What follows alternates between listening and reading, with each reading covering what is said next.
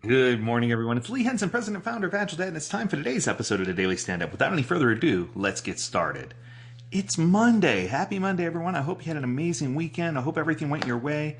I'm going to kick this off with a high-power question that came in. So I've met with many teams and many different size organizations, but one of the trends that I'm starting to see here as we start to climb our way out of this COVID environment is organizations are starting to really get into growth mode. There are a lot of opportunities out there. One of the things that I'm seeing is that many organizations are hiring. It's a great time to be a recruiter, right? There's lots of opportunity and lots of things that are going on out there. But what I want to discuss with you is an article that I read. It was posted by Jason Yip, and it talks a little bit about why it's so difficult to build teams in high growth organizations. And I thought this was rather interesting because it definitely does approach things that most people don't stop to take a minute to think about, right? So when he's talking about high growth, he's talking about employee count. And, you could see some of these growth organizations that are set to double the number of people have in their organization or even more every single year.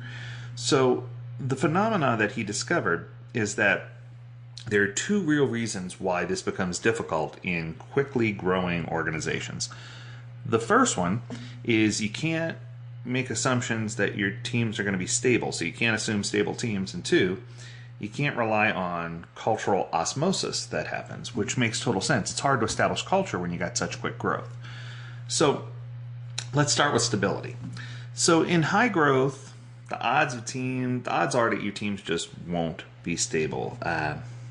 So what ends up happening is there's several options that accommodate new people.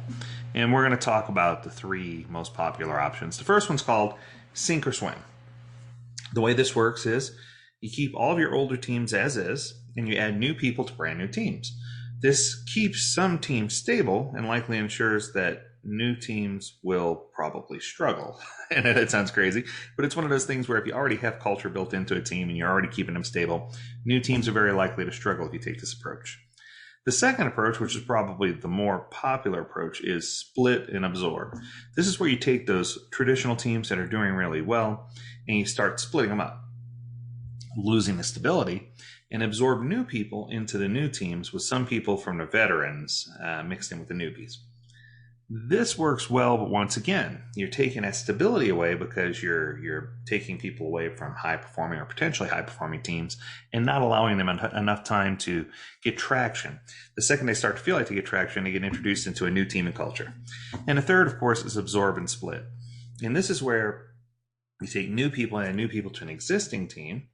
And it eventually leads to your teams becoming really large. And I've heard this a lot in some of my trainings. My team's 23 people. I'm like, that's a problem, right?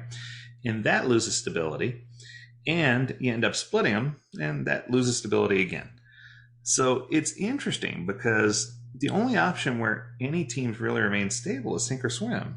But even then, new teams aren't stable. So it's one of these things where you have to understand what's going to work best for your organization. Now, my advice whenever I hear about companies that are doing this high growth thing is I like the idea of absorb then split. It's just what I say is split more often and let people split based on culture, which brings me to number two, talking about culture. The default culture is not what pre-exists. So I'm going to say that again. The default culture is not what pre-exists. The truth is the newbies way outnumber the number of veterans in a high growth organization.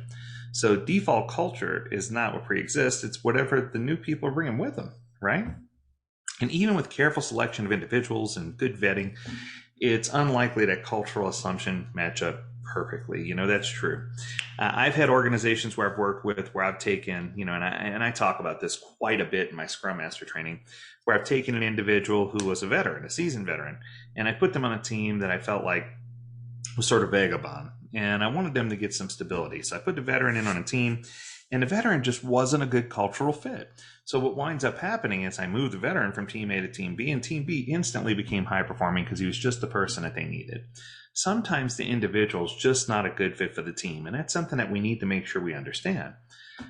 So if you talk about dealing with high growth, I think one of the things you need to know about dealing with high growth is how not to deal with high growth. And he points out presumptive team splitting. So when he talks about presumptive team splitting, that's splitting a team before you need to. So sometimes you say, oh, I know I'm going to hire more people, so let's split the team, or something along those lines. Whether it's based on subjective anticipation or some kind of quantitative criteria, keeping in mind that your team should never really have more than 9 team members. That's kind of the max for an agile team. It's just you end up doing premature splits, or you end up with unsure or unclean skills. There's a lot of things that happen here, or small teams end up becoming really bored, or you get disengagement and people disalign. It could potentially be a large mess. So I think the key here, and he points it out very eloquently, I like this article. He says presumptive team splitting leads to unclear missions and missing skill sets, which leads to people filling time with low value activities, which leads to boredom, which leads to disengagement, which leads to people quitting or finding new opportunities, which is true.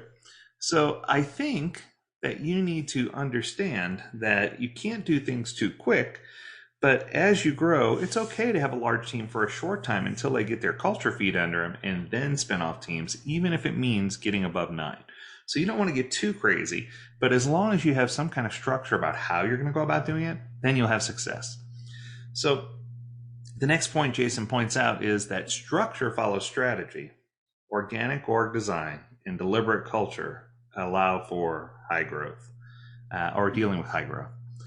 So this is probably the biggest point that's made in the entire article. He says structure should be stable where strategy is stable. Structure should be flexible where strategy is volatile. And that makes sense. I want you to think about this. Structure has to follow strategy, right? Because unless structure follows strategy, you get inefficiency. And that's totally true. So if a broader department level product strategy is stable, while more local tactics are all volatile, you should want a structure and shared identity of the department to be stronger and more stable than the team level structures and identities. Makes sense. If you do an absorb and split, which is what I talked about before, that seems to be the preferred for when you're trying to refactor. And the steps that he gives are the steps that I acknowledged earlier. Add new people to the teams. Let the seams appear naturally where people feel like, they bond better here, that things are working better here. And this could be interaction patterns. It could be just cultural differences and things along those lines. Make sure people establish who they get along with and who they're going to work together with. Start nudging things closer, separate rhythms and cadences and events, and make sure people know exactly what's going on. Make sure we get all these things more in line. And then eventually formalize a split and get people to break out. And I think that addresses a lot of the needs. Now, with that question, with that assumption, I often get questions about the difference between culture and strategy. So for culture, I think about how people treat artifacts. What are their espoused beliefs and values? What are basic underlying assumptions? I think the big thing here is you need to understand that people are going to come in with some cognitive bias, with some preconceived notion about how things work, and that we need to take that into consideration. When you're talking about strategy, you start talking about diagnosis of how things are going, a guiding policy, and coherent interactions between people. When you start thinking about incompatible cultures, that means that the basic underlying assumptions make it difficult or impossible for the teams to accept strategic diagnosis, to accept strategic guiding policies, and to see a strategic action as coherent and sensible. So when you start seeing the disconnects, the focus should be on connecting, which makes perfect sense, right? You need to be somewhat deliberate about culture, how it's going to work in your organization, and what you're going to do. And I think that if you focus on these things, this is not only going to help you get to the point where you can grow, but it's going to help you get to the point where you can move through the Tuckman model, the forming, storming, norming, performing faster, and get to a point where you could see your team start to coalesce. One last point. Anytime you're doing any kind of high growth within an organization, I have 2 quick pieces of advice. The first one is always seek some type of foundations training that you can give to every single individual that joins the organization. This is going to help, even if the people come from other agile organizations. This is going to help you get everyone on the same page, using the same terminologies and language, and make sure that they have a better experience. The second is, as soon as you can, incorporate an agile coach into the mix, because they can kind of speed this up and help the teams get those seams set right so that everybody kind of knows where to go and what to do. Well, Thank you, Jason, for an amazing article. I'll drop a link to the article down below.